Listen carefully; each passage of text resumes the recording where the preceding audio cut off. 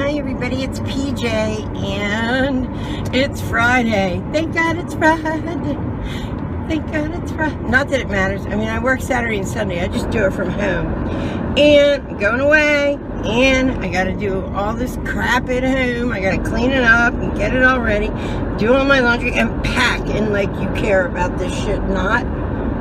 I use that hair milk from my Ipsy store and now it's feeling stiff. I think I might have to hit it with a blow dryer, and I'm on my way to work already. But it is calmer. Look how much calmer my hair is with that stuff. Fabulous. I love my Ipsy box.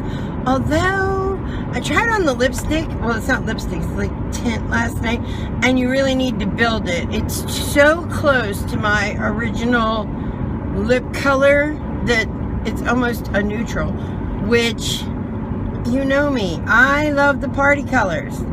Pink and purple and creamy colors. I'm not even like a brown girl that much, like, or at all. And taupe is my enemy, yeah. So, like if I could, I would like clown it up, you know? So, I don't know. But anyway, I wanted to talk to you about how everybody is going through like allergy crazy. Hold on. So I wanted to talk to you about what we're all going through, or at least what I'm going through, and I hear a lot of other people going through it, which is these damn allergies. Now, I don't know where you live. Some people this must not affect, you know, if you're out in the desert or something, but if you are anywhere near Maryland, you look like this in the eyeballs. And my eyes are just watering today like crazy. Now, I have used some homeopathic stuff. I use, well, I don't think that never mind about the homeopathic. The one is, it's Visine Allergy. And that does kind of clear my nose a little bit, but oh my God, my eyeballs. So I got Visine Allergy, and although it works, it also kind of, because my eyes just constantly tear anymore. I mean, this is what I do all morning. It actually gets better by the afternoon. I don't know if that's true for everybody, but it seems for me. I've never had allergies until the last 2 years. Last spring, I had a little bit, but this year is horrendous. Everybody says it's because the pollen's terrible. So I was talking to my girlfriend, and she says to me, well, that's because the trees decided to, and I'm like, decided? I'm like, trees don't decide anything. She's like, you're wrong. Trees do decide because they assume. I said, stop. Trees can't assume or decide. They're trees. They stand in one spot. They don't have brains. They can't think. See, I forget my own stuff, because I know better than anybody knows, in my mind anyway, that the truth of life is that you are not your brain. Roof of my mouth itches too. Lovely. You are not your brain. You are not your body. Your brain and your body, your brain is like your hard drive to your computer, and your body is like what you put into the hard drive, you know, but you're the person on the keyboard, and that entity, energy, vibrations doesn't die, because energy never dies, it converts, doesn't, you know, and that's the whole point of like everything I do. I know that there is an energy, a vibration of my boyfriend that passed, that is still, and I feel and have gosh, I'm so sorry if I sound scratchy. I feel and have started a relationship with him in that form. It is not the same, obviously, as the relationship I used to have. But all that being said, back to the trees. So trees, I'm thinking, well, they don't have a brain, and they don't have, you know,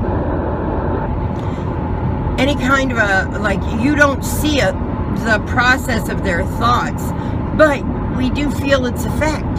So I was like, wow, okay, what are you talking about? And she's like, well, trees do this chemical changeover thing, And that is like their thought process. It's a chemical thing. Well, it's the same thing, only we have different matter than they have.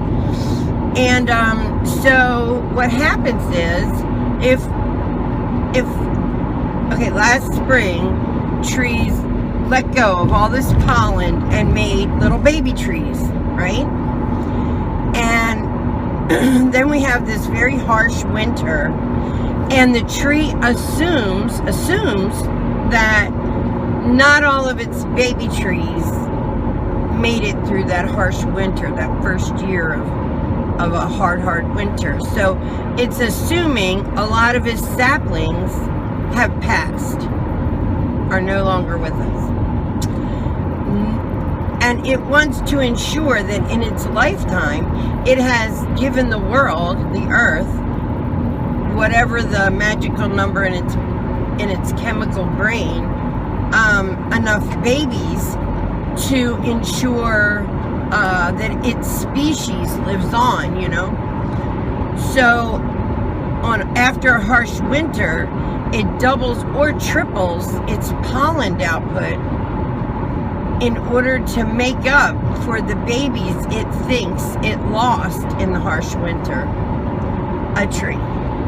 And you know, that's a very complicated thought process. That is not, like, somewhere in between the harsh winter, last harsh winter, these trees that are now making us all friggin' miserable, and they are, like, I'm miserable.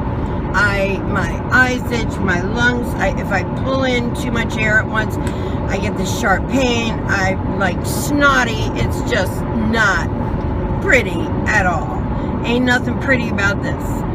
But now that I know why I'm suffering for all my lovely little baby trees, so that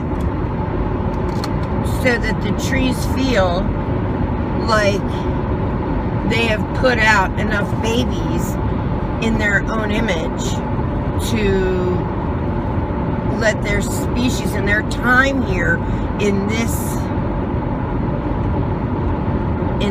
lifetime of theirs to matter, because that's what, you know, they're there to propagate, you know. So I think that's, like, at least now I know why I'm suffering.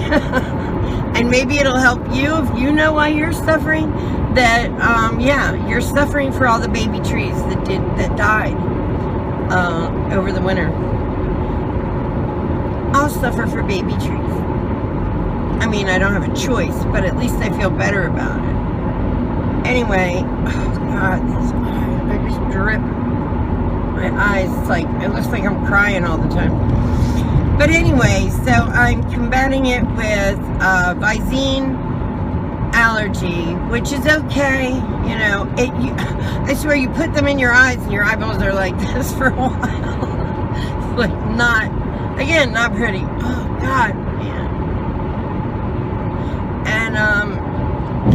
And I'm using the Zycam. Somebody told me to get pure honey, and I thought I had pure honey, but that wasn't what I needed. So I'm gonna, there used to be a health food esoteric shop actually in Ellesmere, and I'm gonna swing by there today and see if they're still there. It was years ago, but they had all kinds of like homeopathic remedies and whatnot to alleviate this.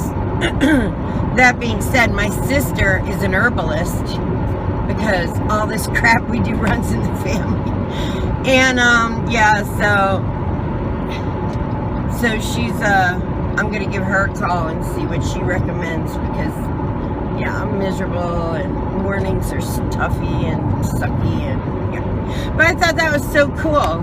There's also these experiments that are like really super cool about plants that, you know, like, and then I was like feeling bad, like, what must a tree is immobile, you know, it can only move, I mean, it can move, but on the slowest time frame, so it can't get out of the way of danger.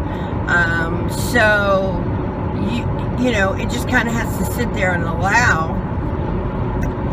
And I was like, wow, well, what must it think when it senses danger? And So there was this experiment. I'm going to link a couple experiments that I thought were so cool down below. So you can go and see them. I was going to attach them, but if they're copyrighted, they'll ruin the whole video, and I don't want to do that. But the one experiment, I'm sure you've seen it before, like they take a picture of your aura, and I get it done at the psychic fair now and then, one of the different psychic fairs, but they'll take a picture of your aura, and they've taken leaves and taken a picture with that kind of a filter, whatever it is, and then they see the aura of the leaf, and then they've cut off a piece of the leaf and taken the picture, and the aura remains even though that part of the leaf is no longer there, which is really telling. I mean, I think that's like so amazing that, you know, people say, yeah, right, aura, yeah, well, here, what do you call that? Or name it something else if that makes you feel better. And then there was this guy that hooked up like lie detector, what do they call it, the little, you know, the little, I don't know, whatever they call those things you hook up to, for a lie detector. And he did all these experiments on a plant, his office plant. He wanted to see if it registered, and they do. And if you cut a leaf, they have a definite reaction, like a definite reaction. But what was crazy amazing was he hooked it up to one of his office plants and then cut a leaf off of a plant, another plant that had no relation to that plant, and the one that he was hooked up to had the reaction for the other plant. Life is crazy, you know?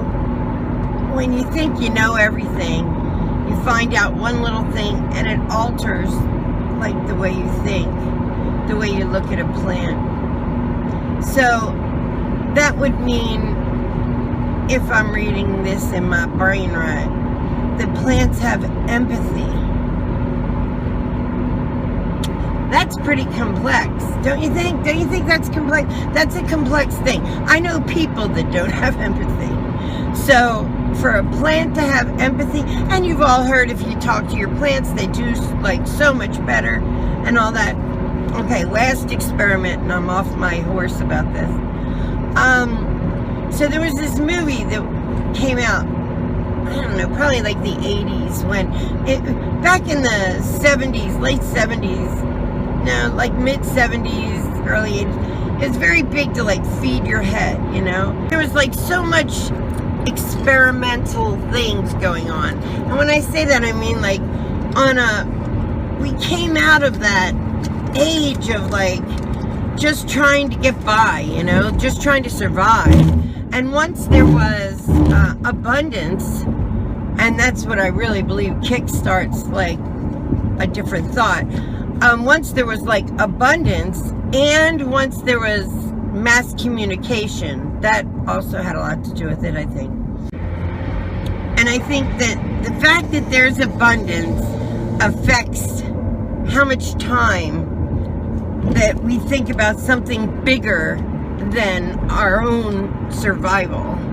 And, you know, from the 50s to the 60s, and up until like the gas crisis and all that, and you probably, if you're young, you don't know what I'm talking about, but, and that'll be a different video all about the gas crisis and what we used to have to do to get gas, because there was like, you couldn't get gas. You couldn't get gas for your car.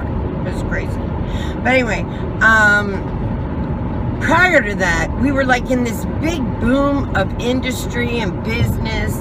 You know, people were like, everybody could buy a home, and it was like so much different than it is now and than it was prior to, with the Depression and whatnot. I think once that happens, then once people are comfortable, then their thoughts can kind of push outwards towards other things.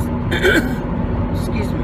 So they came up with these books like Jonathan Livingston Seagull, which was on every coffee table.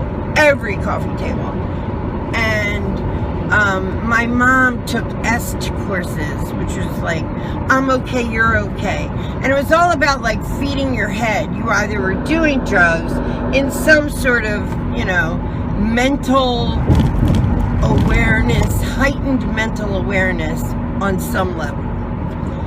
And they came out with this movie, and this was, I think the movie was later, I don't know what year, but it was in that line of thought, and it was like, what the blank do we know about it anyway? Something like that. And it literally says blank. Oh, my eyes are itching, and I put makeup on. Anyway, so this movie comes out, and it's all about like physics, and it's like about physics, but it's also about like how it affects us and how unaware we are of the things on different levels and planes and whatnot. And like basically it says, what do we know about it anyway?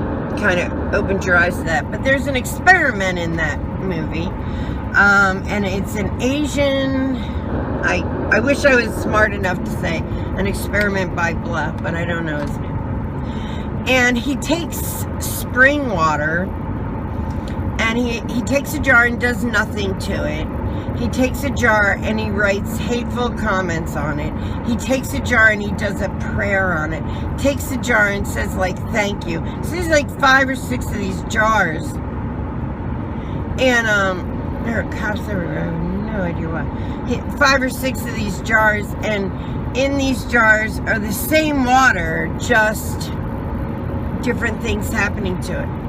And then he did it over a certain course of time, and then took photographs of like the crystals and the molecules of water.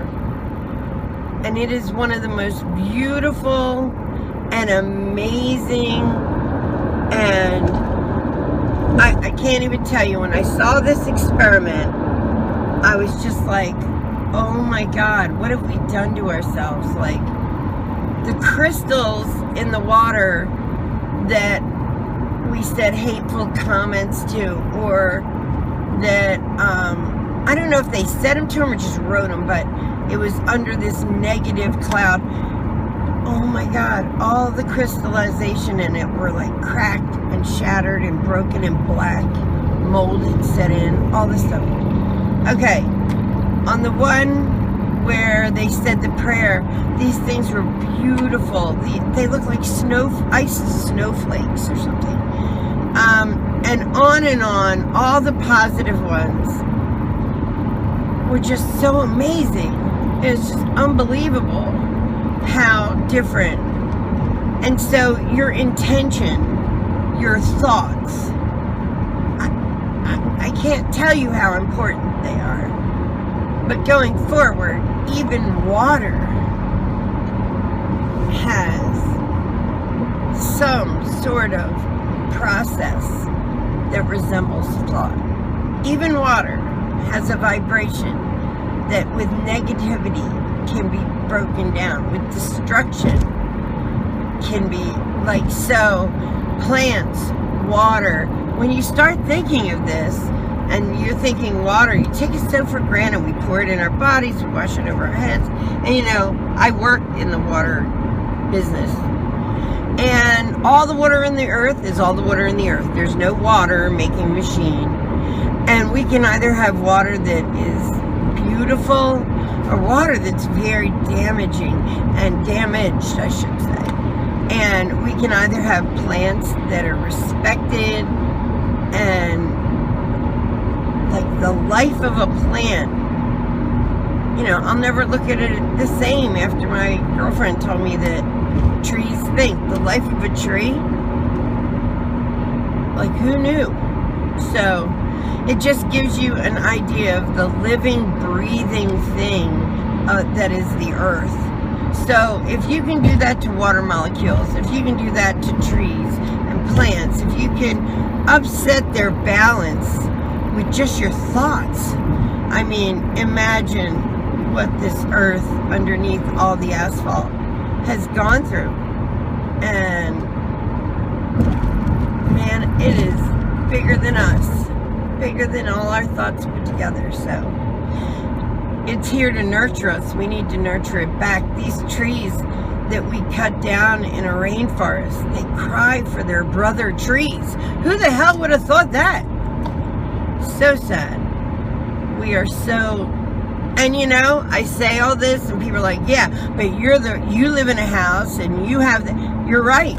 I'm right in it, but I'm aware, and now so are you.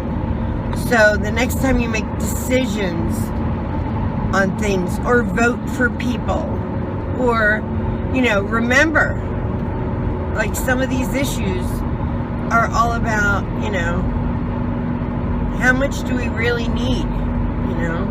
My oldest son was talking about getting one of the little houses, you know, the mini houses, and I was like, I don't think I could do that. You know, I could do anything I wanted to do, so maybe I'll get a little house and live in a simple life.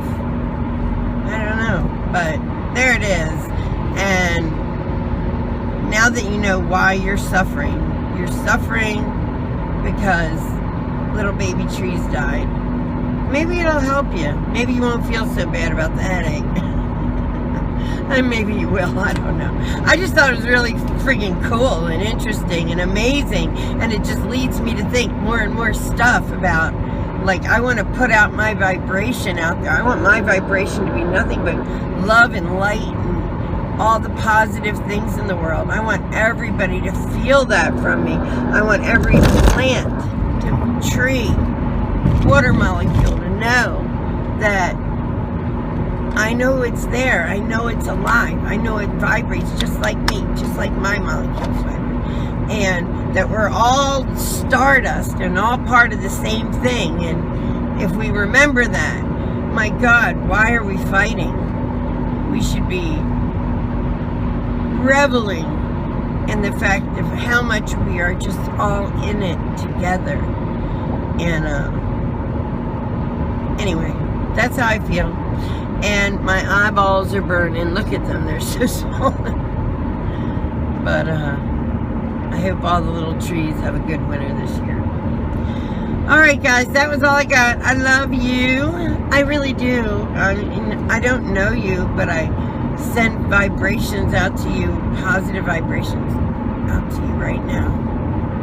You know, I love that. When I go to the ocean, I like literally feel like the life of that in front of me. I'm sure a lot of people do, because a lot of people get overwhelmed at the ocean, you know? And I stand there and I just try to take it in. I put my hands out and I'm like almost breathing in, pulling in all that life and positive vibration. Try it. Try to do it, you know, next time you're watching a sunset or this, that. It makes you feel so good.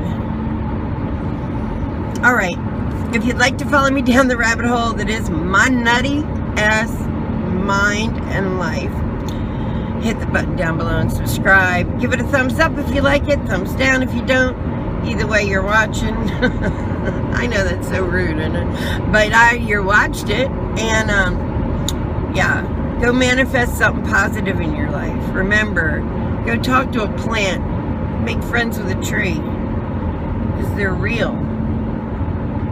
They're really real. I love you. Bye.